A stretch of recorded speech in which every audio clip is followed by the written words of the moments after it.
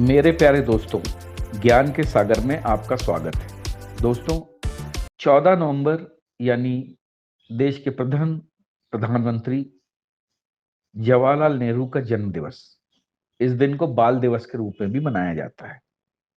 लेकिन शायद हम में से किसी को भी नहीं पता है कि जवाहरलाल नेहरू का बच्चों के उत्थान में क्या योगदान था और क्यों इस दिन को बाल दिवस के रूप में मनाया जाता है।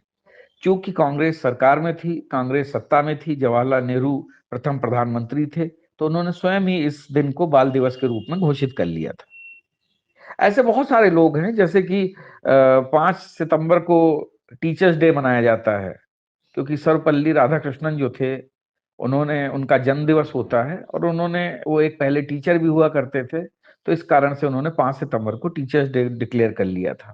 तो इस प्रकार के कांग्रेस शासनकाल में बहुत सारी ऐसी चीजें हुई हैं, जैसे महात्मा गांधी को महात्मा घोषित कर दिया गया, फिर उनको राष्ट्रपिता बना दिया गया।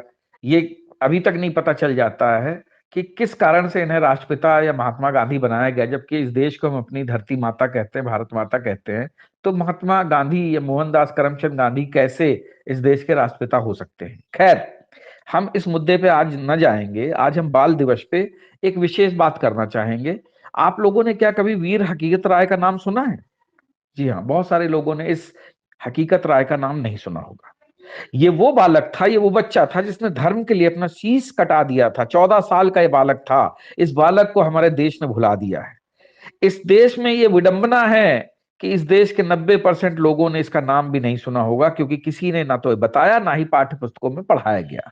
पाठ्य पुस्तकें हमारी सेक्युलर लोगों ने बनाई, जो सेक्युलर लोग थे, जो विशेष धर्म के लिए विशेष किताबें लिखते थे, और ऐसे लोगों ने वीर हकीकत राय का नाम जो है इतिहास के पन्नों से हटा दिया, उसके नाम को भुला दिया गया। इस पाठ्य पुस्तकों में इसको कभी पढ़ाया ही नहीं गया। इतिहास में जानबूझकर दबाए गए उन्हीं पन्नों पर जमी धूल को झाड़ते हुए आज उस महान अद्वितीय बलिदानी वीर हकीकत राय को श्रद्धांजलि अर्पित करने का हम प्रयास करेंगे। जी हाँ, वीर हकीकत राय के बारे में जानना आपको बहुत जरूरी है। ये बात है सन 1742 की। सारे पंजाब में बसंत झूम कर तो आया था, लेकिन बहारों को न जाने क्या हुआ, वह लाहौर बहुत धीरे से पहुंची। एक काल्पनिक सी बात है, लेकिन उससे पहले लाहौर पहुंच गया एक 14 वर्ष का बालक, जिसके हाथ बेड़ियों से जकड़े थे और कमर में जंजीरों से जकड़कर भारी पत्थर लगाया गया था। 14 साल का बालक, याद रखिए, वीर हकीकत राय की उम्र 14 साल थी। लेकिन क्या मजाल कि उस बच्चे की जीभ ने उफ करना भी सीखा हो। इतने में काजी की आवाज गूंजी, बोल लड़के, तुझे इस्लाम राजी है या मौत? बेड़िया बंधे हाथ ऊपर करके बालक गजरा, पहले ये बता कि क्या मुसलमानों को मौत नहीं आती? क्या मुस्लिम होकर मैं कभी नहीं मरूंगा? तो इसलिए मुझे मरना पसंद है।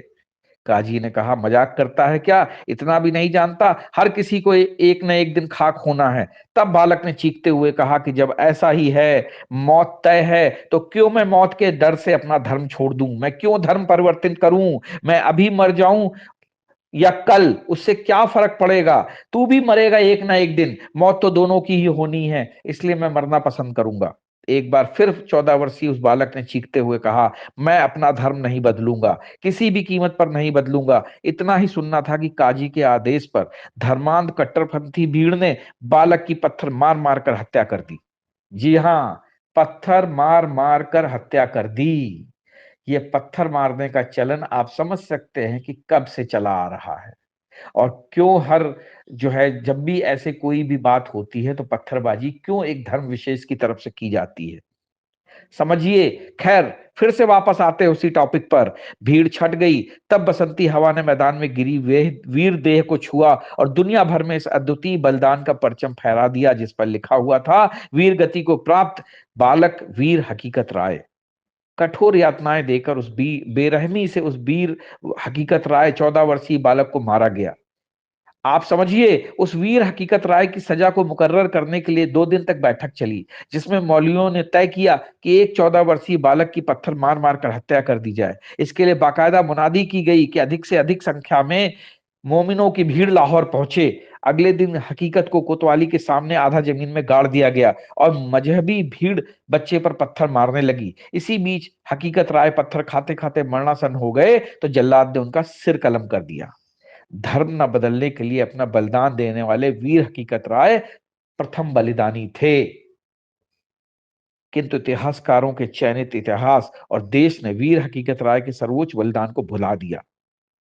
जो ये सेकुलर और वामपंथी इतिहासकार थे, इन्होंने ऐसी घटनाओं को हमारी किताबों में, हमारे पाठ्य पुस्तकों में जगह ही नहीं दी, ताकि कहीं लोग ऐसे बालिकों के बारे में जान ना जाएं, ताकि जिससे कि हिंदू धर्म की जो है वाहवाही या हिंदू धर्म का परचम न फैला सके। इसलिए ये सारी बातें हटाई गई। लेकिन वीर हकीकत राय के सर्वोच्च बलिदान को भुलाया नहीं जा सकता। इतिहास के जिन पन्नों को सुनहरे अक्षरों से अंकित किया जाना चाहिए था, उस पर धूल जमाकर समाप्त करने का पाप किया गया। सोचिए, बाल दिवस पर सर्वोच्च बलिदानी वीर हकीकत राय का नाम होना चाहिए था, ना कि जवाहरलाल नेहरू का, क्योंकि जवाहरलाल नेहरू ने ऐसा कोई भी कार्य नहीं किया कि जिससे उनके जन्मदिन को बालकों के यानी बाल दिवस के रूप में मनाया जाए। इसी बाल दिवस के दिन अगर मनाना है तो बाल दिवस को जो हमारे सिख धर्मगुरु थे, उनके बेटों को जिस तरीके से शीशगंज गुरुद्वारे में मारा गया, उनके बलिदान दिवस को बाल दिवस के रूप में मनाया जाना चाहिए, ताकि हम और हमारे बच्चे अपने इतिहास से कुछ सीखें और समझें कि किस तरह से हमारे पुरखों ने अपने धर्म को बचाने के लिए हम लोगों के लिए अपनी जान दी। और यही कारण है कि इतना सब कुछ होने के बावजूद भी, मुगलों के आक्रमण के बावजूद भी, अंग्रेजों के शासन के बावजूद भी आज भी हिंदू धर्म इस देश में बचा हुआ है। और हिंदू धर्म को आगे बचाने की जिम्मेदारी वीर हकीकत राय जैसे बालकों की ही है, जो न किसी से डरे, न किसी से झुके। मरना मंजूर किया, लेकिन अपना धर्म बदलना मंजूर नहीं किया, क्योंकि धर्म है तो सब कुछ है। धर्मो रक्षति रक्षता, यानी कि अगर आप धर्म की रक्षा करेंगे तो अभी धर्म आपकी रक्षा करेगा। जीना और मरना तो ऊपर वाले के हाथ में है, लेकिन धर्म के लिए अपनी जान गंवाना उससे भी बड़ा बलिदान है। और मरने से किसी भी इंसान को डरना नहीं चाहिए, क्योंकि मौत तो आनी है, आज नहीं तो कल। अगर धर्म के लिए प्राण देने पड़े तो उससे अच्छा और कुछ नहीं हो सकता। जय हिंद, जय भारत।